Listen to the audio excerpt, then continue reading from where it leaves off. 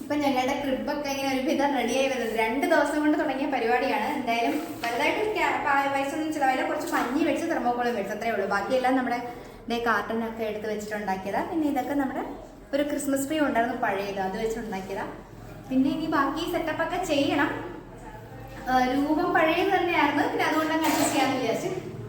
എന്തായാലും ഫുള്ളും അതായതിനു ശേഷം നിങ്ങളെ കാണിക്കുന്നത്. പിടിച്ചാൽ മലയും പോരും എന്നുള്ള പഴഞ്ചൊല്ലിങ് ഏറ്റെടുത്തുകൊണ്ട് ഞങ്ങൾ എല്ലാവരും ഓരോ ജോലിയിലങ്ങിരുന്നു. അവരവർ ഓരോ ജോലി അങ്ങ് ഒതുക്കിയപ്പോഴത്തേക്ക് ക്രിബിന്റെ പണി പെട്ടെന്ന് തീർക്കാമല്ലോ എന്ന് വിചാരിച്ചു. എന്തായാലും ക്രിസ്മസ് വരുമ്പോഴേ ഒരു ഫീലിംഗ് ആണ്. ക്രിസ്മസ് ട്രീയും ക്രിബും ഒക്കെ ഉണ്ടാക്കാൻ വേണ്ടിയിട്ട് വളരെ ആവേശമാണ്. എന്തായാലും ഈ പ്രാവശ്യം നമ്മൾ പഞ്ഞുകൊണ്ട് മഞ്ഞ് പോലൊരു പുൽക്കൂട് ഉണ്ടാക്കാനാണ് തീരുമാനിച്ചത്. വലിയ അതായത് പൈസ ചിലവൊന്നും ഇല്ലാതെയാണ് ഞങ്ങൾ ഇത് ഉണ്ടാക്കാൻ വേണ്ടി തീരുമാനിച്ചത്. അപ്പോൾ ഈ വർഷത്തെ പുൽക്കൂട് പഞ്ഞുകൊണ്ട് മഞ്ഞ് പോലൊരു പുൽക്കൂടാണ് ഞങ്ങൾ സെറ്റാക്കി വെച്ചേക്കുന്നത്. ഹലോ, അപ്പൊ ഞങ്ങളുടെ പുൽക്കൂട് ഇവിടെ റെഡിയായി കഴിഞ്ഞു. ഏതാണ്ട് ഞങ്ങള് എങ്ങനെയെങ്കിലും ഒക്കെ ഒപ്പിച്ചിട്ടുണ്ട്. കുറച്ച് പഞ്ഞിയൊക്കെ വെച്ചാണ് ഈ വട്ടം ഉണ്ടാക്കിയത്. ഫുൾ മഞ്ഞിൽ മൂടി നിൽക്കുന്ന പോലെ. അത് നോക്കിക്കോ, ഞങ്ങൾ 4 പേരും ചേർന്ന് എല്ലാവരും ഇങ്ങോട്ട് നോക്കിയേ. ഹലോ,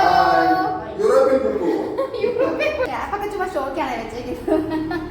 ഇതെന്ന് വെച്ച് കഴിഞ്ഞാൽ എൻ്റെ അടുത്തൊരു ഷോൾ ഉണ്ടായിരുന്നു. ആ ഷോൾ എടുത്ത് ഞാൻ ജസ്റ്റ് ഒന്ന് ഒരു ബോ പോലെ കെട്ടിയിട്ട് ഇതെടുത്ത് വെച്ചു. എങ്ങനെയുണ്ട്?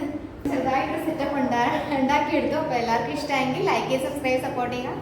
ഇതാണ് ഞങ്ങളുടെ പഞ്ഞ് കൊണ്ട് മഞ്ഞ് പോലത്തെ 2024 പുൽക്കൂടിന്റെ ഫൈനൽ ലുക്ക്. ഇത് ക്രിസ്മസിന് മുമ്പ് അപ്ലോഡ് ചെയ്യണമെന്ന് വിചാരിച്ചിട്ട് നടന്നില്ല. അതാണ് ക്രിസ്മസിന് ശേഷം ഞാൻ നിങ്ങളോട് ഷെയർ ചെയ്തിരിക്കുന്നത്. അപ്പോൾ ഇത് ഇഷ്ടമായെങ്കിൽ ലൈക്ക് ചെയ്ത് സബ്സ്ക്രൈബ് ചെയ്ത് സപ്പോർട്ട് ചെയ്യുക. അടുത്തൊരു വീഡിയോ ആയിട്ട് വരുന്നതിന് വരയ്ക്കും ബൈ.